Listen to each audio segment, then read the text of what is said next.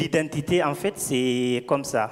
C'est quelque chose de trop banal quand il a, même si tu n'as rien, tu n'as pas d'argent, tu n'as pas de travail, tu n'as rien, l'identité, tu en as besoin. Mes enfants, ils se sentent français. Ils me disent, on est français. Ils ne peuvent pas nous l'enlever, ça.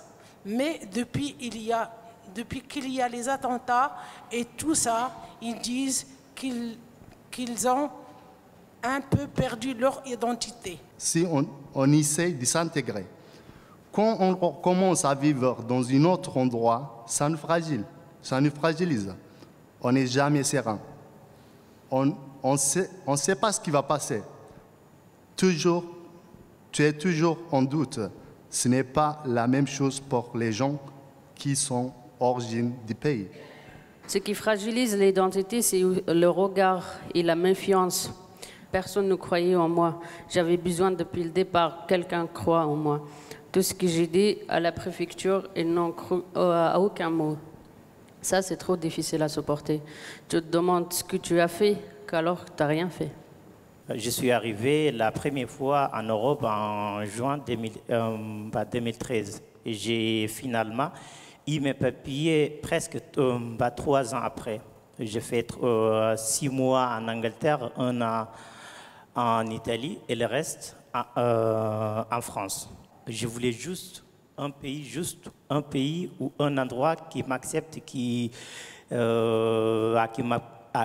m'accorde une identité. Pour ma part, j'ai vécu aussi mon identité fragilisée par ceux que j'accueille, parce qu'ils me changent et en même temps, il y a des aspects de leur culture que je n'accueille pas, qui me heurtent trop. Les gens, ils ont peur à Calais de voir la France changer. Ils se sentent fragilisés.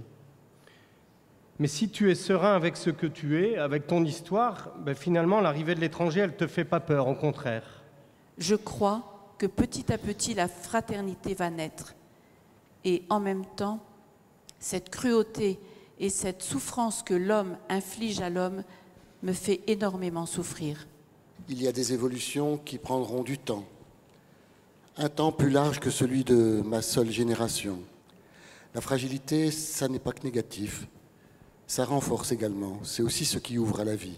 On peut dire que la peur, elle est des deux côtés. Et ce qui est la cause, c'est le manque d'informations. D'où l'importance de donner de vraies informations. C'est l'information juste qui va détruire la peur. Je me disais, pourquoi ils viennent ici? Je me disais, moi, ça fait autant d'années que je suis là et ça ne va pas. Et eux, ils vont venir et ça va être pire pour eux et pour moi. C'est comme ça que je voyais les choses. Au début, cela me faisait peur parce que qu'on veut se protéger ou quelque chose comme ça, je ne sais pas. Maintenant, je n'ai plus peur. Les réfugiés qui arrivent en Italie, ce sont d'abord des corps. On se charge dans un premier temps de les nourrir, de les vêtir, etc. Puis on les nomme. Et on les fait par la même occasion entrer dans des cases multiples, dont ils ne veulent pas forcément, demandeurs d'asile, dublinés, etc. Et il y a donc un reste qui n'entre pas dans les cases. C'est ce reste qui arrive à Calais, et ce reste, on ne veut pas les nommer, car en les nommant, on leur donne une identité et donc un droit. Il ne faut donc surtout pas les nommer, mais les faire disparaître. Il n'y a pas de nom pour les appeler, ces gens-là. Et du coup, il y a de la violence. La seule solution qu'on a trouvée, c'est celle de la rencontre.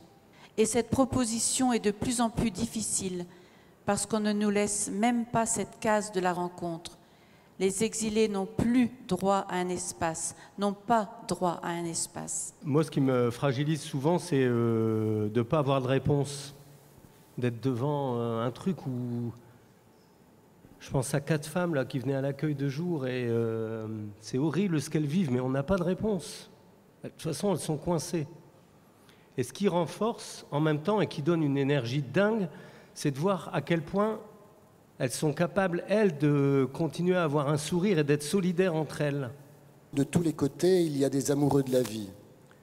Je me dis que ce qui peut nous réunir tous, c'est d'avoir cet amour de la vie qui passe par l'amour des fleurs, par l'amour des vagues de la mer, par l'amour des gens, du whisky, du thé, par l'amour de tout ce qui vient nous heurter, nous interroger. Alléluia.